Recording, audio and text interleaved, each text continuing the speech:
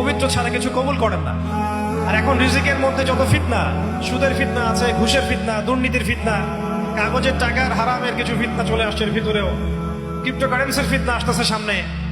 এছাড়া আছে আমাদের মার্কেটের সিন্ডিকেট, পণ্য মজুত করা, বাড়বে কম দেয়া, মানে হারাম খাওয়ার যতগুলো অপশন আছে, আমার মনে হয় এই জামানায়, এই যুগে এটা সবচেয়ে বেশি উন্মুক্ত আমাদের সামনে।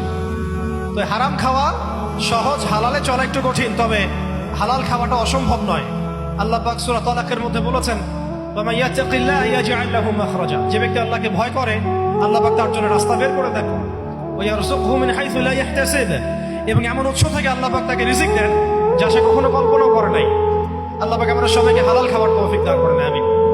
8 নাম্বার এবং 9 নাম্বার একসাথে বলে শেষ করছি, সেটা হলো আমাদের প্রত্যেককে কমপক্ষে পার্ট টাইম দাওয়াতের কাজ করতে হবে। দাওয়াত এবং তাবলীগের কাজটা এটা এখন আমভাবে সকলের উপর বর্তিয়ে গিয়েছে।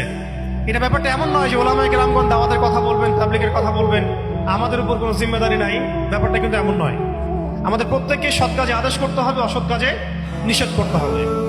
এবং আপনারা তো সবাই জানেন, হুযায়ফা রাদিয়াল্লাহু আনহু থেকে যে হাদিসটা বর্ণিত হয়েছে সহিহ মুসলিম শরীফে এসেছে, যে যদি আমরা সৎ কাজে আদেশ না করি, অসৎ কাজে নিষেধ না করি, তাহলে আল্লাহর পক্ষ থেকে বিপদ আপদ, বালা মুসিবত, গজব আসবে।